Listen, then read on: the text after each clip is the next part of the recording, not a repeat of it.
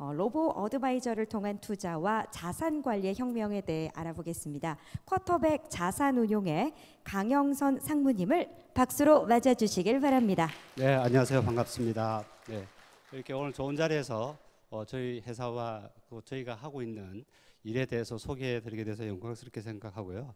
오늘 이제 제목이 투자와 그리고 자산 관리 그리고 혁명이라는 용어까지 썼는데, 사실 오늘 여기 오신 많은 분들 새로운 비즈니스 전략에 대해서도 생각을 하시겠지만, 결국 개인적으로 보시게 되면 내 노후를 어떻게 준비해야 될고, 그리고 어떻게 좀 더 편안하게 살 수 있을까 하는 생각들을 누구나 다 인간이면 가지게 됩니다. 그래서 오늘 제가 여러 가지 기술적인 면 이런 것보다는 여러분들의, 그리고 또 우리가 직면하고 있는 노후에 대한 어떤 것들에 대해서 로봇이 어떻게 이 자산 관리 시장에서 어떤 역할을 할 수 있는지에 대해서 좀 설명을 드리고자 합니다. 잘 아시겠지만 새로운 변화에 대해서는 사실 대개들 두려워합니다. 하지만 살아남는 자들은 이렇게 변화에 잘 적응하는 것들이라고 이야기를 합니다. 사실 저희 로봇이 하든 누가 하든지 간에 자산 관리에 있어서도 새로운 것들이 새롭게 태어나고 있는데, 사실 기존의 어떤 제도권 그리고 과거의 세력들은 이제 그렇지 못하게 알고 있죠. 그래서 쉽게 적응할 수 없는데, 우리가 이런 혁명들이 일어나고 있는 것은 분명합니다. 그래서 자산관리 시장에서도 그런 것들이 일어나고 있고, 또 이것이 우리가 앞으로 직면해야 될 과제라고 생각이 듭니다. 그래서 제가 오늘 말씀드릴 거는 생소하신 분들도 있으실 거고, 그리고 또 이미 많이 알고 계신 분들도 있으실 겁니다. 그래서 로보 어드바이저라는 게 어떤 건지 간단히 살펴보고요. 그리고 이 로보 어드바이저가 하고 있는 역할, 이제 자문이라고 이야기합니다. 투자 자문에 있어서 로보 어드바이저가 어떤 기술적인 측면에서 발생한 지 얼마 안 됐기 때문에, 과거에 우리가 자문 시장에서 이 자문의 역할을 받았던 사람들, 그리고 하는 사람들, 그걸 받는 사람들이 얼마나 경제적인 베네핏을 얻고 실질적으로 돈을 얼마나 더 많이 벌었는지에 대해서 좀 살펴보고자 합니다. 그래서 향후에 이 로봇이 대체를 했을 때 얼마나 좀 더 효과적인 것을 얻어낼 수 있는지에 대해서 말씀을 드리고, 마지막으로 오늘 많은 분들이 이야기하신 것 중에 공통적인 것이 뭐냐면 어떤 대정부에 대한 규제 완화, 그리고 우리가 좀 더 비즈니스를 좀 더 적극적으로 할 수 있는 부분에 대해서 말씀을 하시는 것 같은데요. 저도 그 부분에 대해서 조금 말씀을 드리도록 하겠습니다. 먼저 로보 어드바이저는 말 그대로 로봇과 어드바이저가 합쳐진 새로운 용어입니다. 그런데 이게 어떤 특성들을 가지게 되는데, 보시는 것처럼 5가지 특성을 가지고 있습니다. 자동화된 어떤 디지털 서비스를 해주고 있다는 것이고요.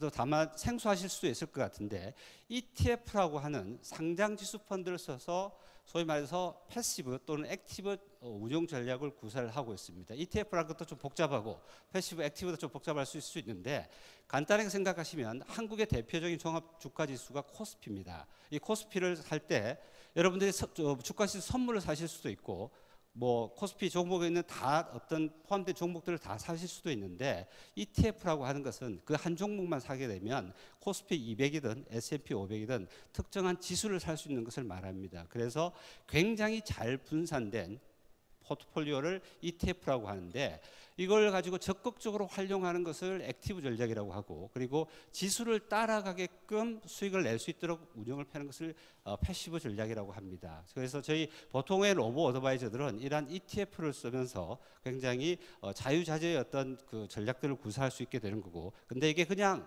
하는 것이 아니라, 마음대로 하는 것이 아니라 사전에 정해진 규칙에 의해서, 그리고 알고리즘에 의해서 투자가 이루어지고 있다고 이렇게 말씀을 드리겠습니다. 그리고 이렇게 하다 보니까 굉장히 비용도 절감이 되고요. 뒤에 좀 설명드리겠지만 비용도 절감이 되고, 개인적으로 소위 맞춤형식으로 운영이 가능합니다. 그래서 여러분들이 투자를 하실 때 은행이나 증권회사에 가셔가지고 여러분의 성향을 파악하시고 투자를 하실 때 여러분들에게 잘 맞춰드릴 수 있는 것 같지만은, 대개 우리나라나 전 세계 어디든지 간에 우리가 투자하는 툴들이 나에게 꼭 맞지는 않습니다. 왜 그러냐면요, 집합적으로 운영을 해야지만 소위 말해서 금융기관들의 어떤 생산성이 향상되기 때문에 집합적인 투자를 권하게 되는데, 그게 일반적으로 잘 알려져 있는 펀드가 그렇습니다. 근데 저희 로보 어드바이저는 뒤에 설명드리겠지만 개인별로 모든 포트폴리오를 맞춰드릴 수 있기 때문에 굉장히 진일보하고 굉장히 획기적인 투자 상품이다, 이렇게 말씀을 드리겠고요.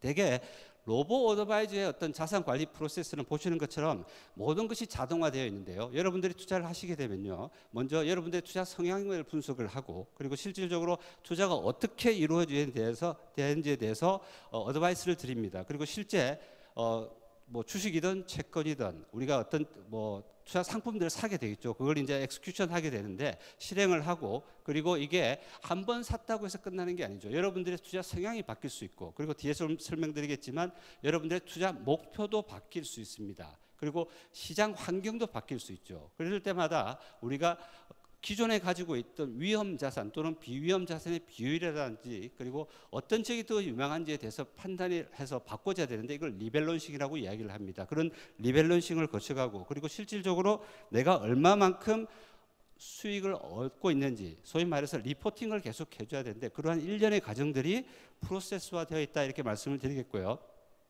이러한 로보 어드바이저는 미국에서 2008년도부터 시작을 했습니다. 그래서 현재 미국에 이제 전업으로 하고 있는 로보 어드바이저 숫자는 한 44개 정도 되고 있고요. 한국에서는 저희 코트백이 최초로 2015년도에 비즈니스를 시작해서 2016년도에 저희가 라이센스를 얻고 지금까지 비즈니스를 하고 있습니다. 한국에서는 한 4개 정도의 회사가 지금 태동해서 비즈니스를 영위하고 있는 그런 상황이 속해 있고요.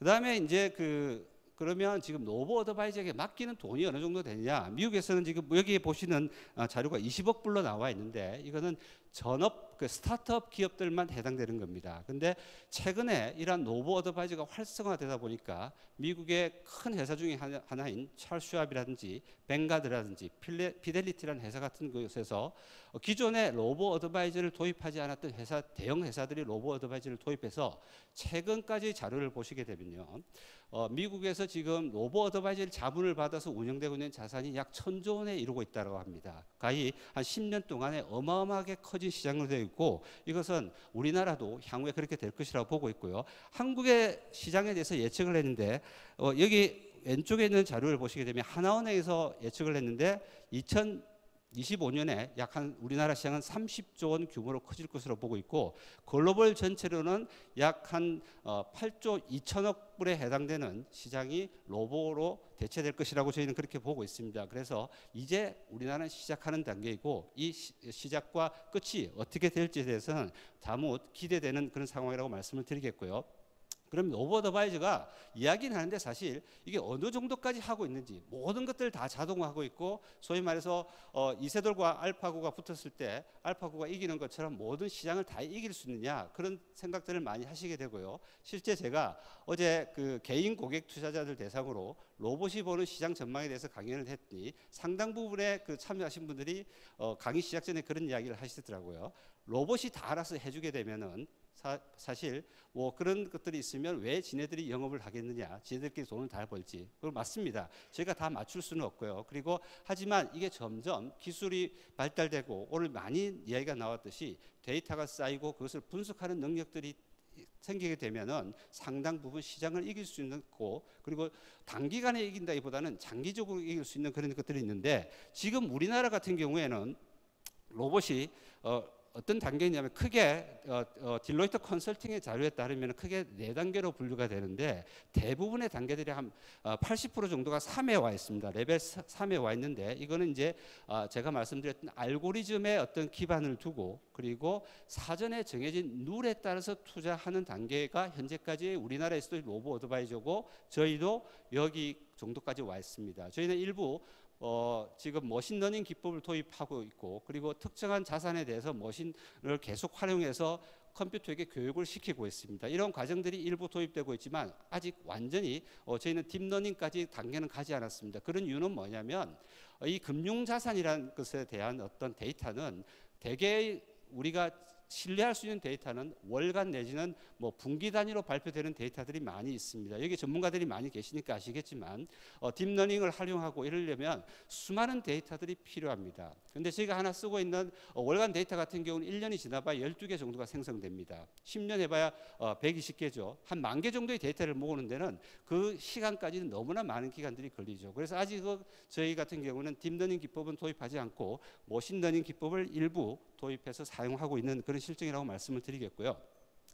쿼터백 회사 같은 경우는 보시는 것처럼 위험 성향 측정부터 실질적으로 여러분들의 어떤 재산을 모니터링할 수 있는 시스템들이 전 과정들이 자동화되어 있습니다. 그래서 저희 상품에 투자하신다거나 어떤 로봇을 활용하시게 되면 여러분의 투자 성향을 체크하고 그리고 그게 맞는 포트폴리오를 저희가 분석을 해드리고 그리고 시장 상황에 따라서 그것을 리밸런싱까지 자동적으로 다 해드립니다. 근데 아직 전면적으로 저희 회사에 다이렉트로 들어올 수 없는 그런 부분은 뒤에 말씀드리겠지만 규제 때문에 그런데요. 그런 것은 뒤에 조금 말씀을 드리도록 하고 저희가 앞서에 여기 설명드렸던 이 자료는 뭐냐면 여러분들이 직접 어떤 저희가 서비스를 해드릴 때고 그 다음에 말씀드리는 이 부분은 뭐냐면 저희가 운용 전략을 별도로 개발을 합니다. 소위 말해서 펀드를 운영하고 있는데 보시는 것처럼 스텝 1부터 스텝 4까지 나누어져 있는데 데이터를 모아서 이걸 분석하고 여기에 맞는 전략을 개발하고 이 전략을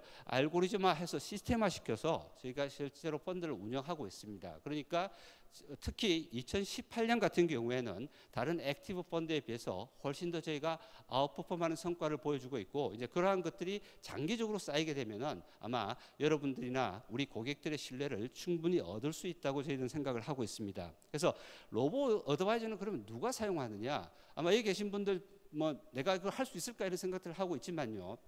대개 우리가 온라인 쪽 그리고 어플리케이션을 활용하시는 분들이 소위 말해서 밀레니얼 세대라고 보시게 되는데 실제로 미국 같은 경우 조사를 해보니까 약 40대 중반의 사람들이 가장 많이 활용을 하고 있더라. 그리고 보시겠지만 에듀케이션의 백그라운드 자체도 굉장히 고학력자 그리고 뭐 실질적으로 우리가 어떤 금융 지식이 높은 사람들이 적극적으로 먼저 활용을 하게 됩니다. 그게 이제 당연한 것이 뭐냐면 금융에 대해서 내가 어느 정도 알고 기계를 좀 다루실 줄 아는 분들이 지금 많이 사용했겠죠. 근데 이때하고 지금하고 조금 많이 달라지는 게 뭐냐면 지금은 굉장히 우리가 여러분들이 손안에 있는 핸드폰을 가지고 애플리케이션을 활용하게 되면 훨씬 더 쉽게 투자를 하실 수 있습니다. 저희가 앞으로 서비스해 드릴 내용에 대해서 뒤에 소개해 드리겠지만 이러한 것들이 일어나고 있어서 이제는 언제 어디서든 어떤 상황에 있어서도 여러분들이 쉽게 투자를 할 수 있는 그런 것들을 많이 볼 수 있죠. 불과 뭐 이게 오늘도 이야기가 많이 나오고 있습니다만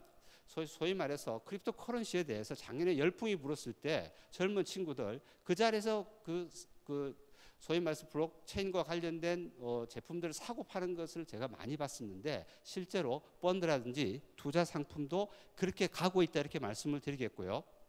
그 다음에 이 로보 어드바이저를 활용하게 되면 굉장히 좋은 것 중에 하나가 뭐냐면 굉장히 수수료가 저렴하다는 것입니다. 여러분들이 투자를 하실 때 알게 모르게 수수료를 내고 있습니다. 한국은 자문 수수료라는 게 별도로 없습니다.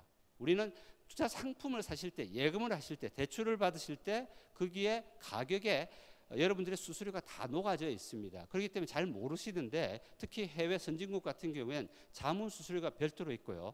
이런 상황이 있습니다. 왜냐하면 우리나라 같은 경우도 아직까지는 어떤 플랫폼 중심의 금융이 개발되어 있고 그리고 상품 중심으로 접근하다 보니까 자연스럽게 자문 수수료보다는 어떤 상품에 녹아져 있는 가격을 여러분들이 직간접적으로 이렇게 잘 못 느끼시지만 가지고 있는데 실질적으로 수수료 차이가 장기적으로 봤을 때 엄청난 차이를 보여주고 있습니다. 실제 미국에서 파이낸셜 어드바이저들의 평균 수수료액이 한 1.2% 정도 됩니다. 근데 로보 어드바이저는 이거의 3분의 1밖에 안 됩니다. 30에서 35bp 정도 되고 굉장히 낮은 데는 한 10bp 정도 밖에 안 됩니다. 그러면 이게 어떤 의미냐면 10bp는 0.1%인데요. 이게 가령 한 1% 차이가 여러분들이 장기 자산을 관리할 때 한 30년 정도 된다고 하면 그 기간 동안의 누적 수익률은 단리로 계산했어도 30%가 차이 납니다. 근데 이걸 복리로 계산했을 때 그 수익 차이가 훨씬 더 커지겠죠. 근데 이게 재투자 수익까지 고려한다라고 하면 수수료 1% 차이가 마지막에서는 엄청난 큰 차이를 나타내기 때문에 여러분들이 꼭 로보 어드바이저가 아니더라도 어떠한 금융 상품을 선택할 때 수수료에 대한 생각들을 반드시 하셔야 되는데 이러한 기반에 따라서 로보 어드바이저가 굉장한 메리트가 있다 이렇게 말씀을 드리겠고요. 그리고 그럼 로보 어드바이저가 운영하는 어떤 펀드들이 그럼 성과도 잘 내느냐? 이건 사실은 로보 어드바이저 이야기라기보다는 아까 제가 초창기에 말씀드렸던 액티브 운영과 패시브 운영을 보통 이야기하는데 패시브 운영은 시장의 지수를 그냥 따라가는 걸 이야기합니다. 액티브 운영은 여러분들이 잘 아시는 굉장히 유명한 펀드 매니저가 내가 좋은 종목을 선택하고 좋은 타이밍을 찾아서 투자를 했을 때 얻는 수익 그것과 단순하게 지수를 사는 벤치마크에 투자했을 때 수익을 비교했을 때 어떤 게 낫느냐 이렇게 지켜봤더니 2012년 이후는 단순하게 지수를 사는 것들이 훨씬 더 수익이 많이 나고 있더라는 겁니다. 위에 있는 것이 실제로 패시브 운용을 했던 포트폴리오가 더 많은 것들을 나타내고 있었다는 건데 그걸 나타내는 거고요. 그리고 우리가 어드바이저의 역할들은 뭐냐면 사람들이 굉장히 합리적일 것 같지만 그렇지 못합니다. 그렇기 때문에 감정에 의해서 굉장히 시장이 올라갈 때는 굉장히 욕심을 많이 부리게 되고 그리고 시장이 떨어지게 될 때는 굉장히 두려워하게 됩니다. 그렇기 때문에 어드바이저의 역할들이 굉장히 중요한데 실제로 미국에서 어드바이저의 역할들을 한 자료들을 제가 참고해 봤는데요. 2015년 올리버 웨이먼이라는 곳에서 서베이를 했는데 보시는 것처럼 우리가 미국의 어떤 대부분의 자산이 가계 자산이 약 48.7 트릴리언 정도 된다고 합니다. 그런데 미국의 대부분의 자산들의 이 가계들의 자산들의 반 정도는 뭐냐면 퇴직연금과 관련된 그리고 내 은퇴를 위한 자금들이 한 50% 정도 차지하고 있습니다. 보시는 것처럼 약 48.7% 정도가 55%가 은퇴와 관련된 자금들인데요. 이거 굉장히 중요하죠. 그런데 실제로 자문을 받는 사람과 자문을 받지 않는 사람들의 자산 구성을 보니까 연봉에 따라서 10만 불 미만 연봉을 받는 사람의 35세에서 54세 평균 가정소득이 자문을 받는 사람이 자문을 받지 않는 사람에 비해서 약 38% 그리고 우측은 뭐냐면은 그보다 훨씬 연봉이 높은 약 한 25만 불까지 받는 사람들 같은 경우에도 약 25% 이상 웰스가 더 많더라는 겁니다. 그리고 실제 은퇴 자산인 IRA의 비율도 역시나 자문을 받는 사람이 훨씬 더 높게 나타나고 있습니다. 이 말은 뭐냐면 객관적인 자문을 받게 되면 나 혼자서 운영하는 것보다는 굉장히 잘 운영할 수 있다는 것이고 실제 뭐 찰스 슈왑이라든지 다른 어떤 케이스를 보더라도 자문을 받으신 분들이 다양한 자산군에 한쪽에 몰빵을 안 한다는 겁니다. 작년에 베트남 펀드 좋다고 해서 베트남 펀드 우르르 들어가게 되면 올해 여지없이 깨지게 됐고 중국 좋을 것 같아서 중국 많이 투자하신 분들이 올해 대개들 고생하십니다. 이렇게 시장의 트렌드를 쫓는 것보다는 객관적인 자문을 받는 것이 훨씬 더 유리하다는 것이었고 실제 보시는 것처럼 개별적으로 투자를 하는 것보다는 이렇게 자산을 섞었던 것들이 훨씬 더 연평균 수익률이 높았다는 것입니다. 보시는 것처럼 Diversified Balanced Index가 다른 주식이나 현금 자산에 각각 투자하는 것보다는 훨씬 더 성과가 좋았다는 것은 우리가 계란을 한 바구니에 담지 말라고 하는 기본적인 개념들이 실제로 로보 어드바이저나 이런 분야에서도 나타나고 있다는 것을 말씀을 드리겠고요. 그리고 미국 같은 경우에 조사를 해보니까 로보가 굉장히 편리할 것 같아. 그리고 수수료도 싸다.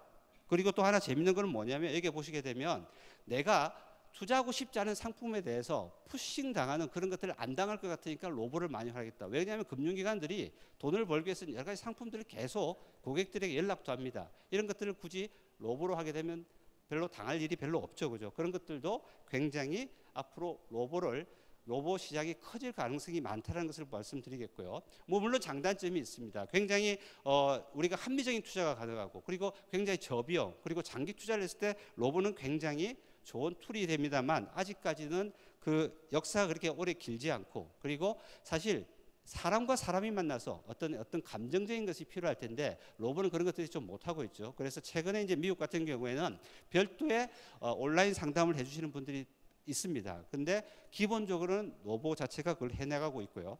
그래서 미국의 이제 블룸 같은 회사는 뭐냐면 이 회사는 퇴직연금에 대해서 서비스를 해주는 로보 업체입니다. 로보 업체인데 굉장히 재밌는 것은 뭐냐면 여기는 여러분들이 가지고 있는 퇴직연금 자산에 대해서 분석을 다 해줍니다. 근데 수수료가 월 10불밖에 안 합니다. 10,000원만 내시면은 여러분들이 최적의 포트폴리오를 만들어 드릴 수 있다는 것을 말씀드리겠고요. 이제 그러한 것들을 제가 말씀드리는 거고 마지막으로 보여드릴 것은 뭐냐면 저희 쿼터백이 생각하고 있는 방향들입니다. 이게 저희가 지금 개발 중이고 내년부터 서비스를 할 건데 보시는 것처럼 이 어플리케이션에 맞춰 가지고 저희가 여러분들이 목표로 하고 있는 은퇴 자산 그리고 집을 구입해야 된다, 자녀의 교육비라든지 이런 부분들에 대해서 여러분들이 계획하신 것과 현재 진행되는 상태들을 어플리케이션에서 언제든지 확인할 수 있고 투자하실 수 있도록 저희가 서비스를 제공해 드리고 있습니다. 그래서 이러한 것들이 앞으로 이 자산관리 시장에서 굉장히 편하게 접근하고 싸게 그리고 전문적인 지식을 갖고 접근하기 때문에 그동안 비싸고 어렵고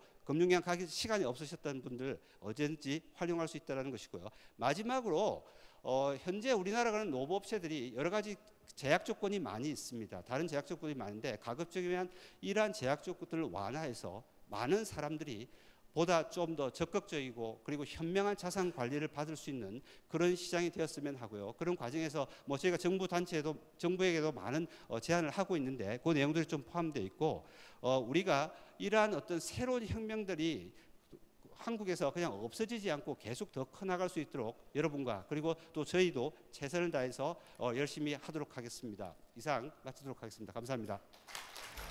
네, 소중한 강연 고맙습니다.